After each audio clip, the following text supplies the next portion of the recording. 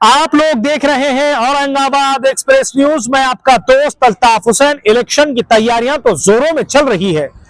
जैसे ही भीड़ का खत्म होता है, इस वक्त मैं पहुंचा हूं खुलदाबाद में, और खुलदाबाद में भी यहाँ की सियासी जंग बड़ी जोरों में है। हर पार्टी अपना उम्मीदवार मैदान में उतार चुकी है। कुछ लोग तो ऐसे हैं जो अपक्ष उम्मीदवार भी मैदान में उतरे हुए हैं। अब क्या होगा, 2 तारीख के दिन वोटिंग होगी। जनता के दिल में आखिरकार क्या है, वो तो फैसला रिजल्ट के दिन ही आप लोगों को पता चलेगा। पार्टी का काम है कोशिशें करना, रिजल्ट जनता के हाथ में है। यानी कि रिजल्ट क्या होगा, कौन यहाँ का नगर अध्यक्ष बनेगा, किसकी यहाँ पर हुकूमत चलेगी, यानी कि कौन। हर पार्टी उम्मीदवार तो मैदान में उतार तो चुकी है, लेकिन क्या वो पार्टी का वो उम्मीदवार मैदान में उतरकर अपनी जीत को लगभग अपना सेहरा बनाएगा, देखने के लिए मेरे साथ चलिए यहाँ के उम्मीदवारों से मिलने की कोशिश करते हैं और जानते हैं कि क्या वो लक्ष्य लेकर, क्या वो यहाँ पर तड़प लेकर उतरे हैं और क्या वो विकास के बारे में सोचते हैं कि खुलदाबाद की जनता तक वो राहत पहुंचाने के लिए कोशिश कितनी कर रहे हैं। मैं आपको वीडियो में दिखाने की कोशिश करता हूं। खुलदाबाद में सूफी संतों के शहरों में, यानी कि यहाँ पर वलियों की नगरी माने जाने वाला ये खुलदाबाद, यहाँ पर अब इलेक्शन की जंग तैयारी में लगी हुई है। यानी कि हर पार्टी अपना उम्मीदवार उतार चुकी है। जैसे मैंने आपको पहले कहा कि उम्मीदवार तो मैदान में है, लेकिन AIMIM ने यहाँ पर सिर्फ और सिर्फ नगर अध्यक्ष लड़ाने की यहाँ पर ठानी है। बाकी कॉर्पोरेटर के यहाँ पर सीटें यहाँ पर नहीं लड़ाई गई है। यहाँ पर जो नौजवान आप लोगों को दिख रहे हैं, इनको इस बार यहाँ पर जिम्मेदारी दी गई है। अब देखना यह है कि जनता कितना इनके पीछे जाएंगी और क्या लक्ष्य लेकर ये इस बार मैदान में उतरे हुए हैं, क्या इनकी तैयारी है, क्या इनकी सोच है, खुलदाबाद को लेकर क्या ये सोचते हैं। मैं आप लोगों के सामने ये बात बताने की कोशिश करता हूं सीधे आपको। और MIM की जो है औरंगाबाद से टीम भी यहाँ पर पहुंची है, खास तौर से इनके प्रचार के लिए। बहुत कम वक्त यहाँ पर बचा हुआ है, अब इनसे बात करने की कोशिश करता हूँ। इमरान भाई, इस बार MIM ने सिर्फ यहाँ पर एक ही कैंडिडेट दिया है नगर अध्यक्ष के लिए और आपको जिम्मेदारी दी है।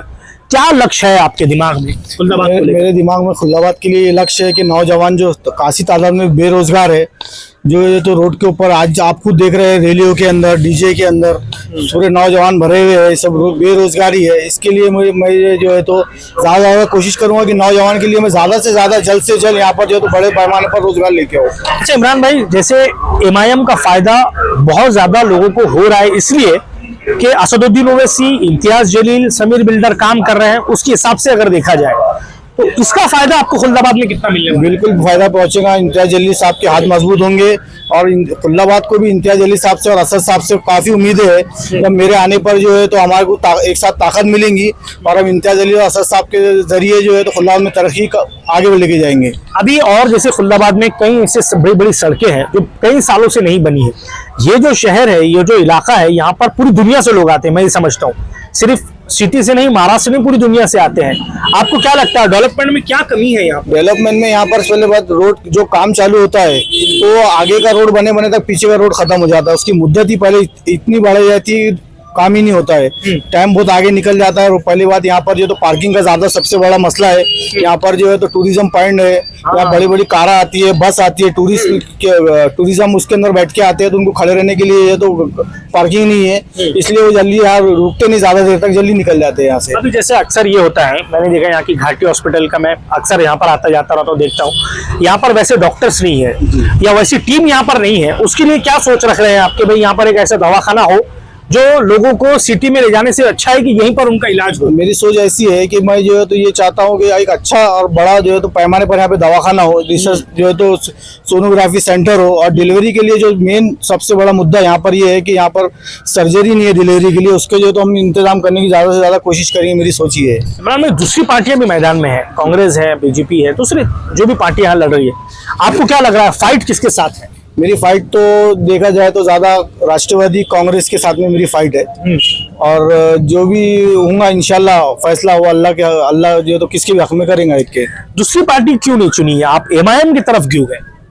हम पहले से MIM से जुड़े हुए हैं। हमारे जो है तो असद साहब के, इम्तियाज साहब के और अकबर अवीज़ साहब के जो काम है, हम उससे मुतासिर होकर जो है तो MIM की तरफ गए। अच्छा, आने वाले वक्त में कोई बड़े शहर आएंगे कि यहाँ पर आपके प्रचार के लिए? हाँ, इंशाल्लाह आने की है, थोड़ा मालूमात हो रही है, इंशाल्लाह आने वाले हैं। अच्छा, अब यहाँ पर जो औरंगाबाद से टीम आई है, उनके जिम्मेदारों से हम बात करते हैं। सर, MIM के प्रचार के लिए आप औरंगाबाद से खुलदाबाद पहुंचे हैं, जनाब इमरान साहब को टिकट दिया गया है, क्या मजलिस इत्तेहाद मुस्लिम में आखिर एक सीट क्यों लड़ाई यहाँ से?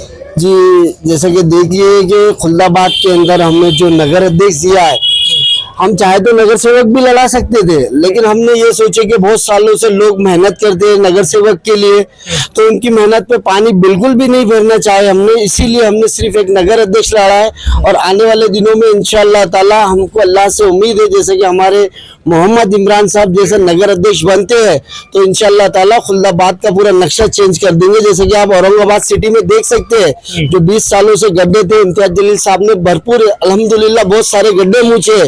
गड्ढा सिर्फ रोड का ही नहीं रहता है, हर जगह एक गड्ढा रहता है, तो वो इम्तियाज जलील साहब ने भरने की कोशिश की है।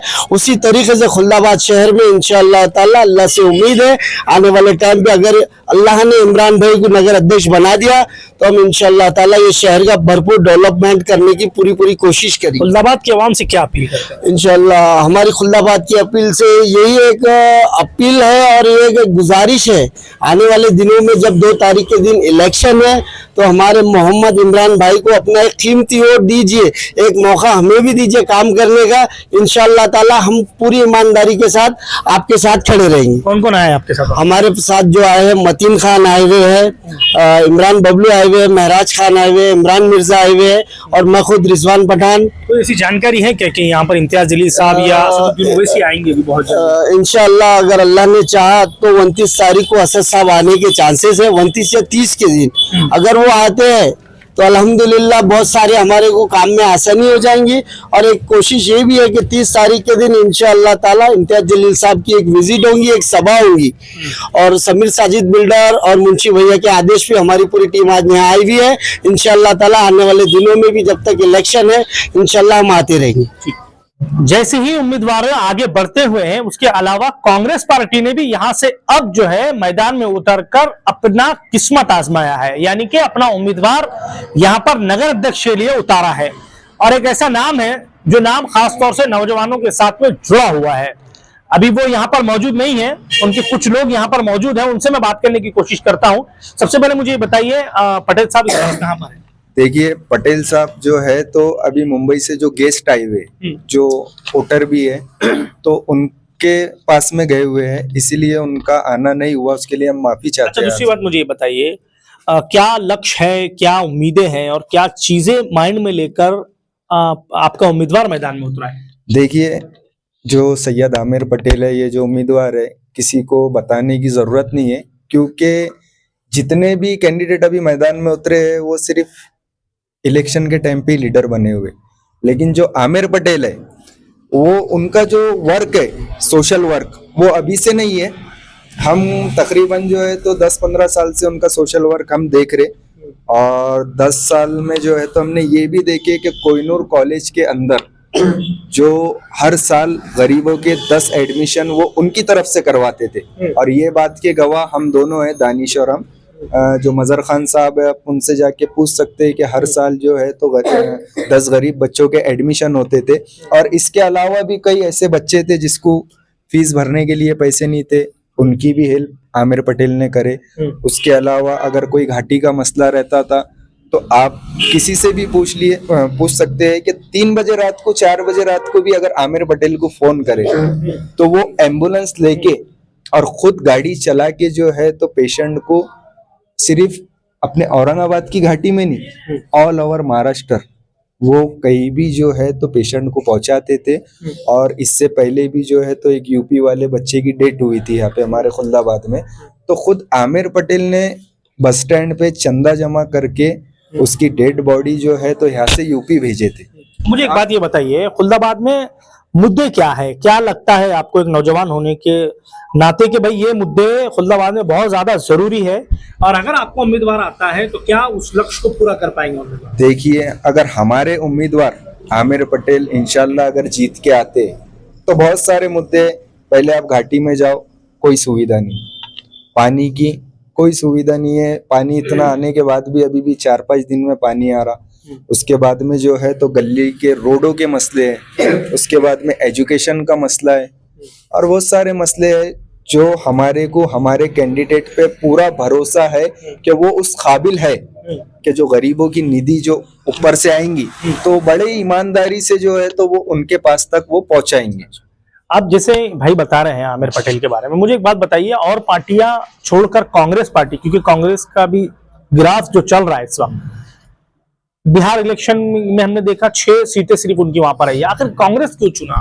सर क्योंकि कांग्रेस का चुनने का मकसद ये है कि कांग्रेस जो पार्टी है सेकुलर पार्टी है, एनसीपी है जो भी है, एनसीपी अजीत पवार गुट वो भी जो है तो ऊपर बीजेपी से मिली हुई है, और कांग्रेस पार्टी सेकुलर पार्टी है जो मुसलमानों के हक के लिए आवाज उठाती है। अच्छा। जब एनसीपी अभी सत्ता में बीजेपी के साथ, अभी मुसलमानों के ऊपर जो अपने इसका आया एनआरसी का मुद्दा आया, उसके बाद जो तो 3 तलाक का बिल आया, वक्फ का बिल आया, वो अभी तो करंट में तो जब वो सत्ता में साथ में थे वक्फ बोर्ड का जो बिल आया तो उसमें भी उन्होंने मुसलमानों का समर्थन नहीं किया, उसमें भी मुसलमानों को समर्थन अगर वो करते तो हम बता देते, उन्होंने तो अबुझ में हो गए। कांग्रेस पार्टी है, उसके अलावा यहाँ पर अब जैसे कि आमिर पटेल की भाई ने बात बताई, बहुत सारे कॉलेजेस का मसला है, ये है सड़कों का, पानी का, एजुकेशन का है, आपकी नजर में क्या है? देखो सर, पानी का मसला है और रोड का जो मसला है, तो ये जो मसला है जैसा कि अभी 9 साल पहले इलेक्शन हुए, 4 साल से नगर पालिका में कुछ नहीं है, 4 साल से नगर पालिका में ना नगर अध्यक्ष है ना नगर सेवक है, फिर भी टोटल अभी रोड के आप देखे होंगे, अभी रोड बन गए, वो बन गए। कैंडिडेट जो नगर पालिका में जाता है तो खाली रोड और नाली और इसके लिए नहीं जाते, कैंडिडेट हमारे ऐसा होना जो आधी रात को हमारे दवाखानों में मसले में हमारे साथ कैंडिडेट है क्यों? अल्हम्दुलिल्लाह सोशल वर्क के अंदर सब में आगे है, और जो है तो वो आज से काम नहीं कर रहे और उनको ये पद की जरूरत नहीं है। जैसा कि आपने देखा होगा, इतनी आपने सभा देखी, आमिर पटेल की रैली देखी, ये उनके चाहने वाले, आमिर पटेल को इलेक्शन में ऐसा कुछ इंटरेस्ट नहीं था पॉलिटिक्स में, पर हम नौजवान लोग उनके पास खुद गए, हमने रिक्वेस्ट करे कि पटेल अब हम बहुत तंग आ गए ऐसे लीडरों से, अब हमको आप भी ऐसे लीडर होना। अभी देखो आमिर पटेल नई पावर में होते हुए भी इतना वर्क करते हैं, अगर इंशाल्लाह वो नगर अध्यक्ष बन गए तो फिर उनका वर्क कैसा रहेगा? आपका पूरा नाम? दानिश हुसैन अनवर हुसैन। शेख शोएब तमीजुद्दीन। उम्मीदवारों से मिलना तो शुरू ही है, लेकिन खुल्दाबाद के क्या विकास के मुद्दे हैं ये भी जानना बहुत जरूरी है। जैसे मैंने कहा कि हर पार्टी तो मैदान में है, लेकिन अपक्ष उम्मीदवार भी कहां पीछे रहने वाले थे, तो अपक्ष उम्मीदवार भी मैदान में है, लेकिन मुद्दे क्या है, बात तो ये है। अब इनके साथ में मेरे साथ जो जुड़े हैं, अपक्ष उम्मीदवार इस मैदान में है, यहाँ के मुद्दों के आधार पर इनसे बात करने की कोशिश करते हैं। सर, इस बार अपक्ष उम्मीदवार आप मैदान में उतरे हुए हैं, क्या मुद्दे हैं, क्या लक्ष्य है, क्या यहाँ पर जरूरत है जो खुल्दाबाद को होनी चाहिए? खुल्दाबाद एक शहर जो तो एक धार्मिक शहर है, ये शहर जो तो दरगाह और मंदिरों से जाना जाता है। यहाँ पर बहुत सारे मसले मसाइल की वजह से शहर बहुत काफी पीछे हमारा रह चुका है। वक्त और हालात के चलते 10-8 साल जो तो हमारे काउंसिल को बीत चुके हैं, जितना काम उन लोगों के पीरियड में हुआ सो गुड, कोई प्रॉब्लम नहीं। और आज के हालात जो है, सबसे पहले हमारे पास रोजगार जीरो है, उसके बाद हमारे को जो तो है ना इमरजेंसी हॉस्पिटल के लिए एक बहुत बड़ा मुद्दा हमारे शहर में है। अगर किसी को कोई भी अगर इमरजेंसी अगर आती है तो वो पेशेंट हमारा कागजीपुरा दौलताबाद भी वो क्रॉस नहीं कर पाता है। तो हमारा पहला मुद्दा ये रहेगा कि हमारे को जो तो मेडिकल के ऊपर सबसे बड़ा हमारे को फोकस करना है, और यहाँ पर जो तो कोई बड़े बड़े लॉजिंग सिस्टम या यहाँ पर जो तो रोजगार मिले, उस मामले के लिए हम जो तो ना पूरी जद्दोजहद करेंगे। हमारे जो भी लोग हमारे साथ खड़े हैं, साथ में खड़े हैं, अपोजिशन में खड़े हैं, मैं बस उन लोगों को यही सोच के जो तो मैसेज दूंगा कि जो भी चुनकर आए, जो भी अपने एक्टिविटीज पे चुनकर आएंगे, हमारे को हमारे शहर का विकास करना है, हमारे को हमारे शहर को कैसे आगे बढ़ाना है, हम इस मुद्दे को लेकर जो तो हम इस शहर के लिए अपक्ष बोलकर उम्मीदवार बोल के हम खड़े। अच्छा, जैसे कि खुल्दाबाद के अंदर पिछले कई सालों से देखने को मिलता है कि पूरी दुनिया के लोग यहाँ पर आते हैं। जैसे इससे पहले भी मैंने सवाल कैंडिडेट से किया, ये एक ऐसा इलाका है जहाँ पूरी दुनिया से लोग आते हैं, क्योंकि सूफी संतों का शहर माना जाता है। मुझे एक बात ये बताइए कि क्या गवर्नमेंट की तरफ से यहाँ पर कोई ऐसी स्कीम है या गवर्नमेंट की तरफ से कोई ऐसी चीजें लागू होनी चाहिए जिसकी वजह से पूरी जनता को इसका फायदा हो?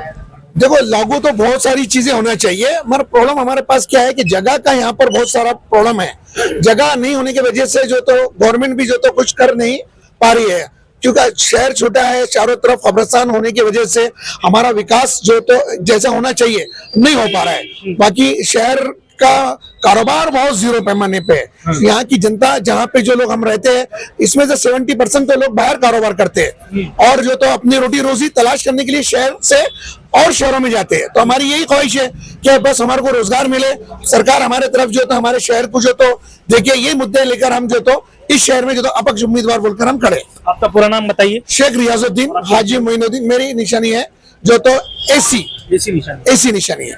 Thank you.